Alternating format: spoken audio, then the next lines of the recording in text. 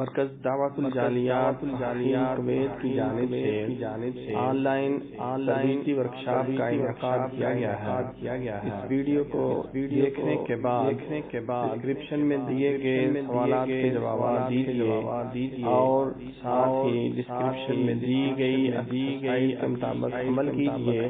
انشاءاللہ اپنی اصلاح آپ کو خود معلوم ہوگی۔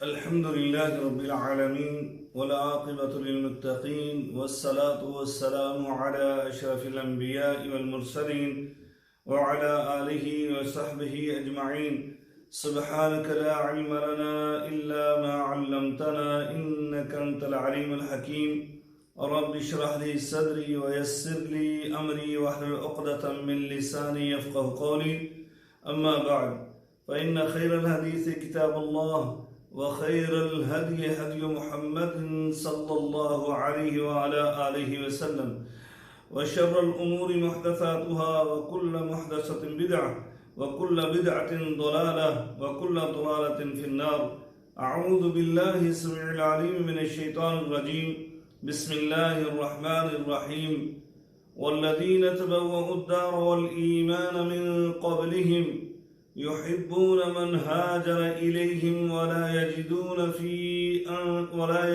في صدورهم حاجة مما أوتوا ويؤثرون على أنفسهم ولو كان بهم خصاصة ومن يوق شح نفسه فأولئك هم المفلحون۔ ہر قسم کی حمد و ثنا، بزرگی، برتری، بڑائی کی بغیر اللہ رب العالمین کی ذات بابرکات کے لیے انگنت لا تعداد بے شمار درود و سلام سید الاولین والآخرین، امام المتقین، شفیع المذنبین، میرے اور آپ کے ہادی رہنما جناب محمد الرسول اللہ صلی اللہ علیہ وآلہ وسلم کی ذات اثر پر ہوں۔ دوستو اور بھائیو، آج دنیا کے ماحول پر مادیت کا غلبہ ہے۔ خواہش نفس کی پیروی نے نیکی اور بدی، اچھائی اور برائی کی پہچان بدل دی ہے۔ خود غرضی نے انسانیت کی قدریں مٹا دی ہیں۔ معیار زندگی بلند کرنے کی ہوس نے لوگوں کو بدعنوانی کے جال میں پھنسا رکھا ہے۔ انس و محبت کے خمیر سے پیدا کیا گیا انسان درندہ صفت حیوان بن چکا ہے۔ وہ ایک دوسرے کے خون سے اپنی پیاس بجھانے کے لیے بے قرار ہیں۔ امیر غریبوں، بے قصوں، لاچاروں کے خون پسینے کا کاروبار کرنے لگا ہے اور اپنی زندگی کی عالی شان عمارت کھڑی کرنے کی تگ و دو میں لگا ہوا ہے۔ دوستو اور بھائیو، خود غرضی نے پوری انسانیت میں بے چینی اور اضطراب کی کیفیت پیدا کر دی ہے۔ اس خطرناک مرض کا یہ حال ہے کہ اسے کوسا ضرور جا رہا ہے، مگر اس کے علاج کی فکر نہیں کی جا رہی۔ اگرچہ اس موذی بیماری کا اور مرض کا ایک یقینی علاج موجود ہے، اور وہ علاج جس نے 1450 سال قبل ایسے ہی پراگندہ ماحول کو خوشگوار فضا میں تبدیل کر دیا تھا، اور وہ ہے اسلام۔ کیونکہ دنیا پرستی اگر انسان کو خود غرضی اور مفاد پرستی سکھاتی ہے، تو خدا پرستی انسان کے اندر جذبہ ایثار و قربانی پیدا کرتی ہے۔ بندہ مومن خود تکلیف اٹھا کر خلق خدا کو راحت اور آرام پہنچانے کی کوشش کرتا ہے، اپنی ضروریات و حاجات پر دوسروں کو ترجیح دیتا ہے اور ایثار و قربانی کے بہترین نمونے پیش کرتا ہے۔ دوستو اور بھائیو، آج ہم اسی انسانی صفت ایثار کے حوالے سے گفتگو کرنا چاہتے ہیں۔ ایثار کا معنی اور مفہوم سمجھ لیجئے۔ ایثار کا لغوی اور لفظی معنی یہ ہے ترجیح دینا، اور شریعت کی اصطلاح میں دوسروں کی ضروریات کو اپنی ضروریات پر مقدم کرنا اور مقدم سمجھنا ایثار کہلاتا ہے، یا یوں بھی کہہ سکتے ہیں کہ دوسروں کی خاطر اپنے مفادات کی قربانی کا نام ایثار ہے۔ دوستو اور بھائیو، ایثار کی اہمیت انسانی زندگی میں کیا ہے؟ انسانوں کی زندگی میں اور انسانی معاشرے میں ایثار ریڑھ کی ہڈی کی مانند ہے، جس کو بیک بون کہتے ہیں، بیک بون کی حیثیت رکھتی ہے۔ اسی لیے دین اسلام بنیادی طور پر جو سبق اور دعوت دیتا ہے وہ ایثار کا ہے، کیونکہ یہ ایک ایسا اعلیٰ اور عرفہ وصف ہے کہ جو تمام اوصاف حمیدہ کی بنیاد ہے، اور یہ تمام اوصاف حمیدہ کو ایسے یعنی اس کے اندر جمع ہے کہ اس ایثار کے بغیر کوئی وصف پیدا نہیں ہو سکتا۔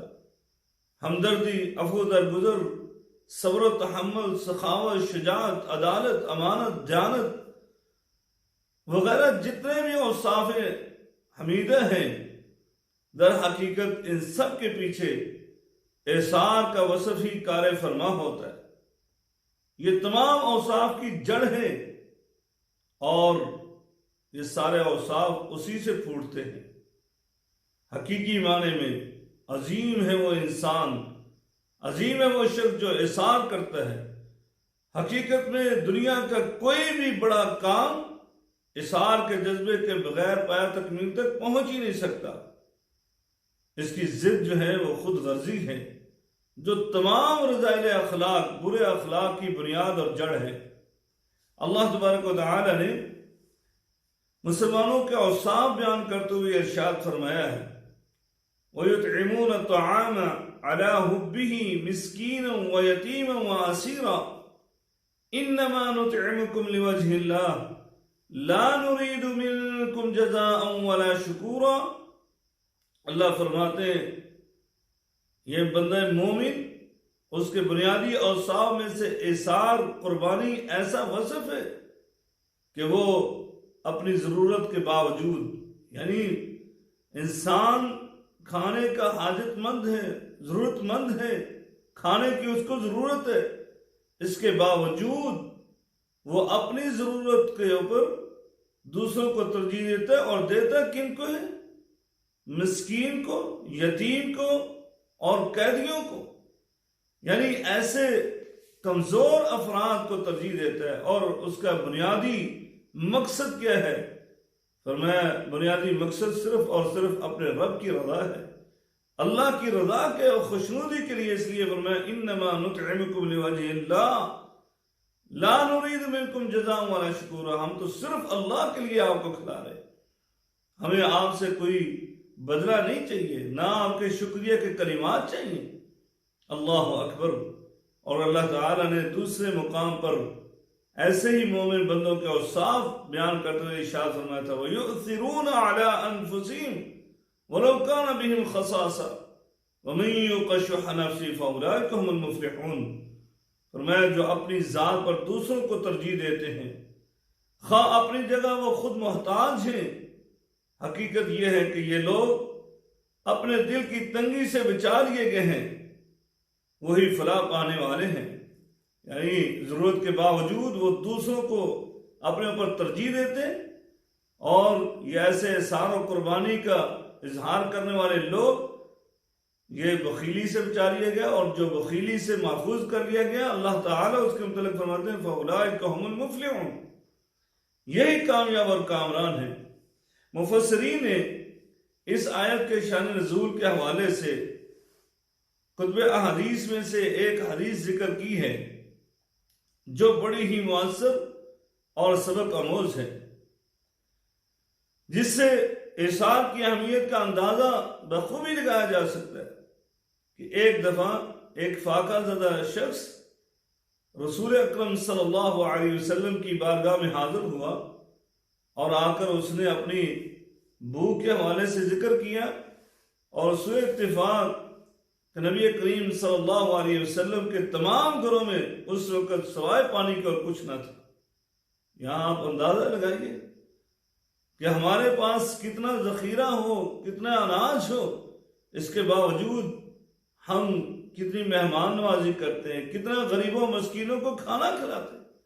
میرے آقا علیہ الصلوۃ والسلام کے گھر میں سوائے پانی کے کچھ نہ تھا، اس لیے میرے آقا علیہ الصلوۃ والسلام نے اس مجلس میں موجود صحابہ اکرام کو مخاطب کر کے کہا، آج کی شب کون ہے جو میرے اس مہمان کی ضیافت کا حق ادا کرے؟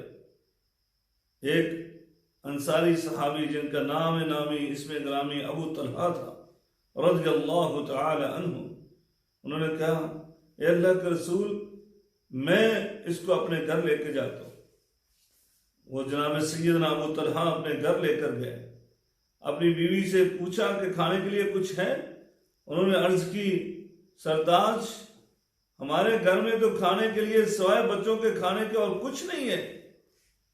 سیدنا طلحہ رضی اللہ تعالیٰ عنہ نے کہا کہ بچوں کو ویسے ہی سلا دو، بہلا کر ان کو سلا دو، اور میں جب مہمان کے سامنے کھانا رکھ کر بیٹھ جاؤں تو یہ چراغ کو صحیح کرنے کے بہانے اس کو بھی گل کر دینا، تاکہ مہمان جو ہے وہ یہ سمجھے میں اس کے ساتھ کھانا کھا رہا ہوں۔ یہ عربوں کا ایک رواج ہے، آج بھی ان کا یہ انداز ہے کہ مہمان کے ساتھ بیٹھ کر کھانا کھاتے ہیں۔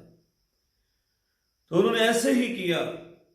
اختصار یہ کہ یہ مہمان کی انہوں نے نوازی کی کہ مہمان سیر ہو کر اس نے کھانا کھایا، اور بچوں کو انہوں نے بھوکا ہی چلا دیا۔ صبح ہوئی تو صبح نبی کریم صلی اللہ علیہ وسلم کی خدمت میں حاضر ہوئے تو نبی کریم صلی اللہ علیہ وسلم نے مسکراتے ہوئے کہا، رات تم نے مہمان کے ساتھ کیا کیا؟ اللہ تبارک و تعالی نے تمہارے اس عمل سے اتنا خوش ہوا ہے کہ قرآن مجید فرقان حمید میں تیرے بارے میں یہ آیات نازل ہوگی، وَيُؤْثِرُونَ عَلَىٰ أَنفُسِهِمْ وَلَوْ كَانَ بِهِمْ خَصَاصَةٌ۔ اللہ اکبر! دوسروں کے دکھ درد کو اپنا دکھ درد سمجھنا اور اپنی تکلیف کو بھول کر دوسروں کی پریشانی دور کرنے کے لیے بے قرار ہو جانا ہی احسار ہے۔ دوستوں اور بھائیوں، نبی کریم صلی اللہ علیہ وسلم نے اسی جذبہ احسار کو ابھارنے کے لیے یہ ارشاد فرمایا تھا۔ سیدنا انس رضی اللہ تعالی عنہ خادم رسول اللہ صلی اللہ علیہ وسلم وہ بیان کرتے ہیں کہ نبی کریم صلی اللہ علیہ وسلم فرمایا، لا یؤمن احدکم حتی یحب لاخیہ او قال لجاری ما یحب لنفسہ۔ اور دوسری روایت کے الفاظ یوں ہیں کہ آقا علیہ الصلوۃ والسلام نے قسم اٹھا کر فرمایا، والذی نفسی بیدہ لا یؤمن عبد حتی یحب لجاری او قال لاخیہ ما یحب لنفسہ۔ تم اللہ کی قسم اٹھا کر کہتا ہوں تم میں سے کوئی شخص اس وقت تک مومن یعنی کامل ایمان والا ہو ہی نہیں سکتا جب تک وہ اپنے پڑوسی یا اپنے بھائی کے لیے وہی چیز پسند نہ کرے جو اپنے لیے پسند کرتا ہے۔ یعنی یہ ہے جذبہ احسان۔ بلکہ سیرت نبی صلی اللہ علیہ وسلم کا مطالعہ کیجئے تو ہم سب کو علم ہوگا کہ آقا علیہ السلام نے صرف احسان کا سبق ہی نہیں پڑھایا، بلکہ نبی کریم صلی اللہ علیہ وسلم کی اپنی پوری زندگی احسان و قربانی سے عبارت ہے۔ رحمت عالم محسن انسانیت نے پوری انسانیت کے لیے ہمہ وقت بے قرار رہتے تھے، ان کی نجات کی فکر آپ کو بے قرار کیے رکھتی تھی، جیسے کہ قرآن مجید فرقان حمید میں ارشاد فرمایا، فَلَعَلَّكَ بَاخِعٌ نَفْسَكَ عَلَىٰ آثَارِهِمْ إِن لَّمْ يُؤْمِنُوا بِهَٰذَا الْحَدِيثِ أَسَفًا۔ اچھا تو اے نبی کریم صلی اللہ علیہ وسلم، شاید آپ ان کے پیچھے غم کے مارے اپنی جان گنوا بیٹھیں گے اگر یہ تعلیم یعنی یہ دین اسلام قرآن کی تعلیم پر ایمان نہ لائیں۔ سورۃ الکہف آیت نمبر 6 ہے کہ آقا علیہ السلام نے اپنے آرام اپنے سکون کو اپنی امت کے لیے قربان کر دیا۔ اور دوسرے مقام پر سورۃ توبہ آیت نمبر 128 میں اللہ تعالیٰ نے فرمایا، لَقَدْ جَاءَكُمْ رَسُولٌ مِّنْ أَنفُسِكُمْ عزیز علیہ ما عنتم حریص علیکم بالمؤمنین رؤوف الرحیم۔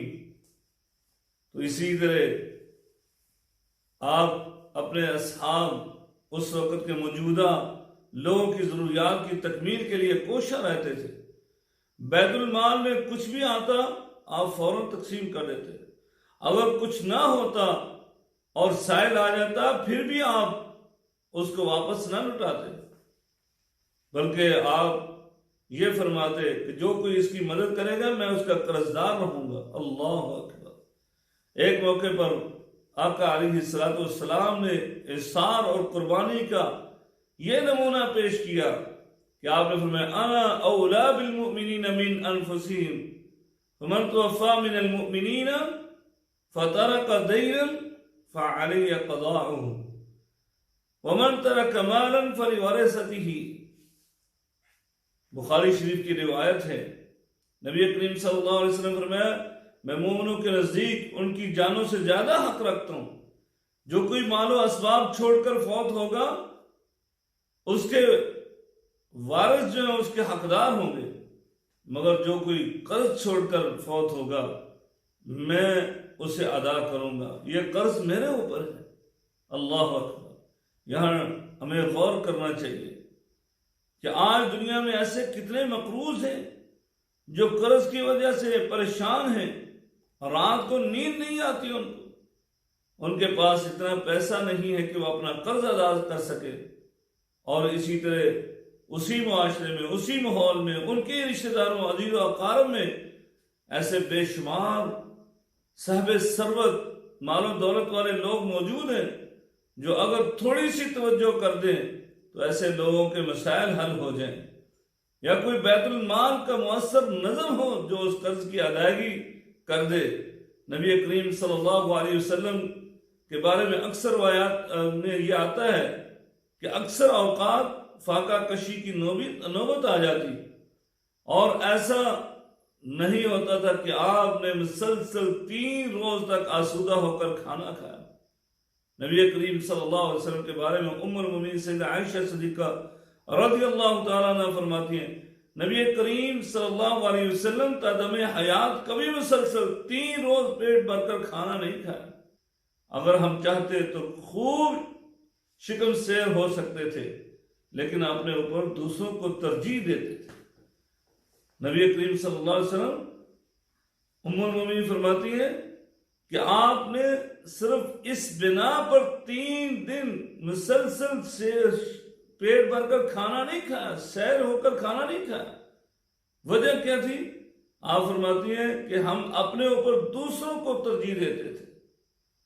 اللہ اکبر۔ کوئی شخص آپ سے اپنی ضرورت کی کوئی چیز مانگ لیتا تو اسے خود پر ترجیح دیتے، وہ چیز اسے عنایت کر دیتے ہیں۔ حضرت سیدنا سہل بن سعد رضی اللہ تعالیٰ عنہ فرماتے ہیں کہ ایک خاتون رسول اکرم صلی اللہ علیہ وسلم کے پاس ایک اونی ہوئی چادر بن کر لے کر آئی اور کہنے لگی اللہ کے رسول میں نے اسے اپنے ہاتھ سے انا ہے، اسے اپنے ہاتھ سے بنا ہے تاکہ آپ کو پہناؤں۔ رسول اللہ صلی اللہ علیہ وسلم نے اس کو ضرورت محسوس کرتے ہوئے قبول فرمایا اور آپ نے اسے تہ بند کے طور پر استعمال کیا۔ آپ تہ بند کے طور پر اس کو استعمال کر کے پہن کر صحابہ کے اندر تشریف لائے تو ایک صحابی وہ نبی کریم صلی اللہ علیہ وسلم سے عرض کرنے لگے اے اللہ کے رسول یہ چادر کتنی خوبصورت ہے، اللہ کی قسم آپ مجھے یہ چادر عطا کر دیں۔ تو صحابہ کرام رضوان اللہ علیہم اجمعین کے سامنے اس نے جب مانگا، نبی کریم صلی اللہ علیہ وسلم واپس گھر گئے اور اس چادر کو اتارا اور تہ کر کر لا کر اس کو دے دی۔ صحابہ کرام نے اس بات کو محسوس کیا اور اسے ڈانٹ ڈپٹ کی کہ تمہیں پتہ نہیں تھا کہ نبی کریم صلی اللہ علیہ وسلم کو اس کی ضرورت تھی، اس لیے آپ نے زیب تن کیا، اور آپ کو یہ بھی علم تھا کہ نبی کریم صلی اللہ علیہ وسلم کبھی کسی کو واپس نہیں کرتے، تو آپ نے کیوں اس کا سوال کیا؟ انہوں نے کہا اللہ کی قسم میں نے یہ پہننے کے لیے نہیں لی، بلکہ میں نے تو اس لیے مانگی ہے کہ یہ آپ کے جسم کے ساتھ لگ چکی ہے، اس لیے یہ بابرکت چادر ہو چکی ہے اور میں چاہتا ہوں کہ میرا یہ کفن بن جائے۔ اور پھر ان کے یہ خواہش کو بھی پورا کیا گیا۔ دوستوں اور بھائیوں، یہ تو نبی کریم صلی اللہ علیہ وسلم کے اور بہت سارے نمونے ہیں اثار کے، یہ ان کے کچھ واقعات ہیں جو میں نے آپ کے سامنے بیان کیے۔ ہو سکتا ہے شیطان ہمیں کہے یہ تو اللہ کے رسول تھے جو قربانی اور اثار کے اس طرح کے نمونے اور جذبے پیش کر رہے تھے، ہمیں ہمارے جیسا انسان چاہیے۔ تو صحابہ کرام رضوان اللہ علیہم اجمعین ان کی زندگیاں پڑھ کر دیکھیے کہ اثار کے جذبے کو نبی کریم صلی اللہ علیہ وسلم کے صحابہ کرام یہ کس طرح ان کے اندر یہ یعنی موجود تھا، بدرجہ تب موجود تھا۔ انہوں نے اپنی زندگی کا ایک لازم وصف بنا رکھا تھا۔ حضرت ابو طلحہ کی مثال اوپر آپ سن چکے ہیں، جو شان نزول یؤثرون علی انفسہم آیت کا آپ نے سنا ہے۔ اسی طرح نبی کریم صلی اللہ علیہ وسلم کے صحابہ کرام کے بہت سارے واقعات ہیں۔ مجھے جنگ یرموک کا واقعہ یاد آ رہا ہے کہ جناب سیدنا حذیفہ رضی اللہ تعالیٰ عنہ وہ کہتے ہیں میرے بھائی وہ جنگ یرموک میں زخمی ہو گئے تھے، میں ان کو تلاش کر رہا تھا، اور ایک روایت میں آتا ہے کہ یہ زخمی خیموں میں پہنچ چکے تھے اور ان کے بھائی نے پانی مانگا۔ جب وہ پانی کا پیالہ لے کر اپنے بھائی کے پاس پہنچے تو ساتھ ہی ایک اور زخمی لیٹا ہوا تھا۔ اس نے پانی کی طرف دیکھا اور ان کی نظر پڑ گئی۔ ایک روایت میں آتا انہوں نے طلب کیا، انہوں نے کہا پہلے میرے بھائی کو پلاؤ۔ وہ ان کے پاس لے کر گئے تو ایک تیسرے بھائی کی آواز آ گئی، کہا کہ پہلے ان کو پلاؤ۔ جب وہ ان کے پاس پہنچے تو وہ تو جامع کوثر نوش کرنے کے لیے حوض کوثر پر پہنچ چکے تھے، یعنی شہادت کے رتبے پر فائز ہو چکے تھے۔ یہ با کر دوسرے کے پاس آئے تو وہ بھی اس دنیا سے شہادت کے رتبے پر فائز ہو کر جا چکے تھے۔ یہ اپنے بھائی کے پاس آئے تو وہ بھی جا چکے تھے۔ یہ اثار اور قربانی کا کیسا جذبہ تھا، کیسا نمونہ تھا۔ آج پوری دنیا ایسے نمونے پیش کرنے سے قاصر۔ یہ ہمارے اسلاف تھے جنہوں نے ایسے نمونے کہ پانی کے ایک قطرہ ایک بوند حلق سے نہیں اتری، اپنے اوپر دوسروں کو ترجیح دی اور بلکہ اپنی جان کا نذرانہ پیش کر دیا۔ دوستوں اور بھائیوں، اگر آج ہم سے کوئی ہماری محبوب چیز مانگ لے تو کیا ہم دے سکتے؟ ہمیں اپنے گریبانوں میں جھانکنا چاہیے۔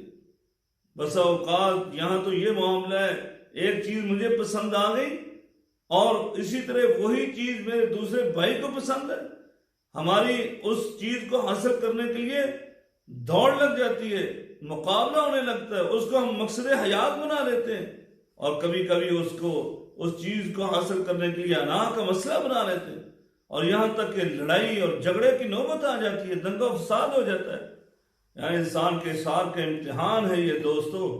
صحابہ کرام رضوان اللہ علیہم اجمعین ان کے بے شمار ایسے واقعات ہیں۔ جناب ام المومنین سیدہ عائشہ صدیقہ رضی اللہ تعالیٰ عنہ کا ایک واقعہ جو میری ماں اور بہنوں کے لیے بہت ہی بے حد مؤثر ہے کہ آپ کے پاس ایک مسکین نے آ کر سوال کیا، آپ روزے سے تھی اور سوائے روٹی کے جو افطاری کے لیے بنائی گئی تھی اور گھر میں کچھ نہ تھا، آپ نے خادمہ سے کہا یہ روٹی اس کو دے دو۔ خادمہ نے کہا ام المومنین اس کے علاوہ گھر میں کچھ نہیں ہے، افطاری میں کیا کریں گے؟ آپ نے پھر دوبارہ سے دہرایا کہ اس ضرورت مند کو، اس سائل کو یہ روٹی دے دو۔ چنانچہ خادمہ نے مجبور ہو کر وہ روٹی جو ہے وہ کھانا جو ہے اس مسکین کو دے دیا۔ شام کے وقت آپ کے پاس ایک بکری کا بھونا ہوا سالن، پکا ہوا سالن ہدیہ کے طور پر آیا تو ام المومنین سیدہ عائشہ صدیقہ رضی اللہ تعالیٰ عنہ نے اپنی خادمہ کو کہا اسے کھاؤ، یہ اس ٹکڑے سے بہتر ہے۔ اللہ اکبر۔ دوستوں اور بھائیوں، اثار اسلامی معاشرے کی بنیادی خصوصیات میں سے تھا۔ جذبہ اثار اسلامی معاشرے کی ممتاز خصوصیت تھی۔ صحابہ کرام نے ہمیشہ دوسروں کے دکھ، درد اور ضروریات کو محسوس کرتے ہوئے انہیں اپنے سے ترجیح دی، اور اس بنا پر قرآن مجید فرقان حمید نے رحماء بینہم کا اعزاز بخشا۔ اسی طرح جناب سیدنا عبداللہ بن عمر رضی اللہ تعالیٰ عنہ ایک واقعہ بیان کرتے کہا کہ ایک آدمی کے گھر کسی نے ہدیے کے طور پر ایک بکری کا سر بھیجا. اس نے کہا کہ میرا پڑوسی مجھ سے زیادہ ضرورت مند ہے. اس نے اس کے گھر بھیج دیا. اس نے آگے کہا کہ میرا پڑوسی اس سے زیادہ مجھ سے ضرورت مند ہے اس کا. اس نے اس کے آگے بھیج دیا. اور وہ 7 دنوں سے ہوتا ہوا مسلسل اس پہلے والے گھر میں آ گیا. آپ اندازہ لگائیے کہ صحابہ کرام کتنا احسان کرنے والے تھے. یعنی ایک دوسرے سے اپنے سے زیادہ وہ محتاج سمجھتے ہوئے اس کو ضرورت مند سمجھتے ہوئے اس کو دے رہے تھے. آپ اندازہ لگائیں 7 دنوں سے مسلسل ہوتے ہوئے وہ پھر پہلے گھر میں آ گیا. اس کا مطلب وہ کتنے ضرورت مند تھے. اسی طرح جناب سیدنا عمر فاروق رضی اللہ تعالیٰ عنہ نے ایک دفعہ 400 دینار وہ اپنے غلام کو دیتے ہوئے کہا یہ جناب ابو عبیدہ ابن الجراح امیر الامہ کے پاس لے جاؤ اور پھر یہ رقم دے کر وہیں کچھ دیر رکنا اور دیکھو وہ کیا کرتے ہیں.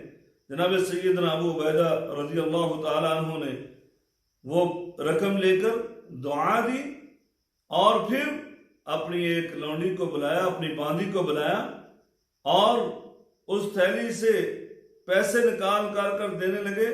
یہ 7 دینار فلاں کو دے آؤ, یہ 5 دینار فلاں کو دے آؤ, یہ فلاں کو دے آؤ, حتیٰ کہ وہ 400 دینار جو تھے وہ سارے کے سارے تقسیم کر دیے, اپنے لیے کچھ بھی نہ رکھا.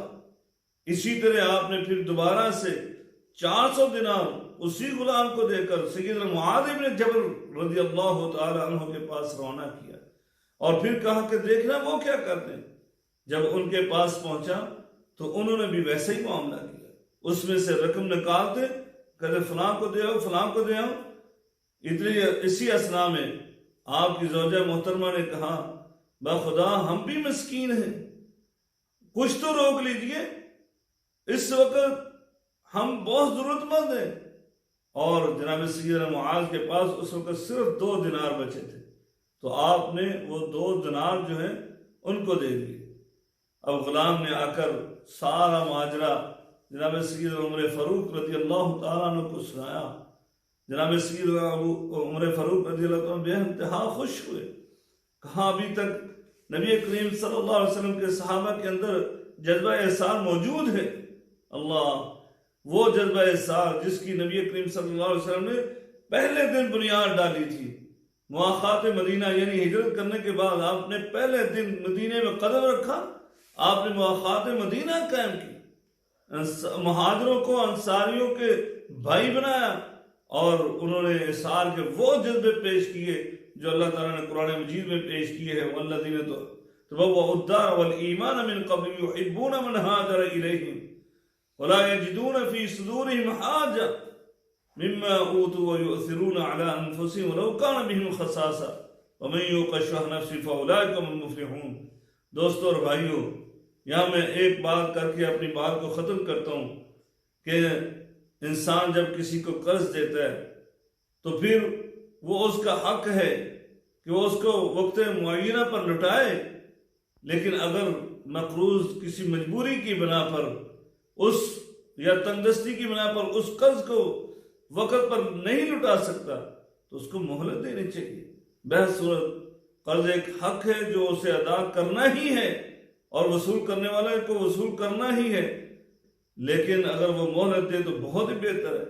یہ حق رکھتا ہے کہ وہ اپنے قرض کو وصول کرے, لیکن اگر معاف کر دے تو اس کے لیے وہ بہت بڑا اجر اور ثواب کا معاملہ ہے.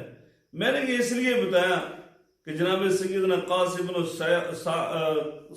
بن سعد بن عباد رضی اللہ تعالیٰ عنہ کا ایک واقعہ میں پڑھ رہا تھا کہ جب آپ بیمار ہوئے تو لوگوں کی ایک بہت بڑی جماعت وہ آپ کی تیمارداری کو نہ آئی.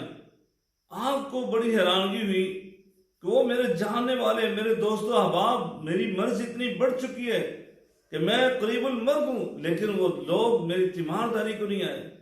جب آپ نے یہ پتہ کیا کہ وہ کیوں نہیں آئے تو پتہ چلا کہ آپ صاحب مال تھے, صاحب ثروت تھے, آپ نے ان لوگوں کو قرض دیا ہوا ہے اور وہ شرمندگی کے سبب نہیں آ رہے, آپ کی تیمارداری کے لیے وہ نہیں آ رہے. کہ وہ آپ سے شرمندہ ہیں کہ آپ کا قرض آپ کو واپس نہیں لٹا سکے؟ تو حضرت قیس رضی اللہ تعالیٰ نے فرمایا کہ اللہ کی رسوائی ہو ایسے مال پر، اللہ کی لعنت ہو ایسے مال پر جو لوگوں کو ملاقات سے روک دے۔ پھر آپ نے یہ اعلان کروا دیا کہ جن لوگوں پر میرا قرض ہے میں نے ان سب کو قرض معاف کر دیا۔ اللہ اکبر۔ علامہ ابن قیم رحمہ اللہ تعالیٰ نے مدارج السالکین میں اس واقعے کو بیان کیا ہے۔ دوستو اور بھائیوں، اعصار کے کیا فائدے ہیں ہمارے معاشرے کے اندر؟ ہمیں کیا حاصل ہونے والا ہے اگر ہمارے اندر یہ جذبہ اعصار پیدا ہو جاتا ہے؟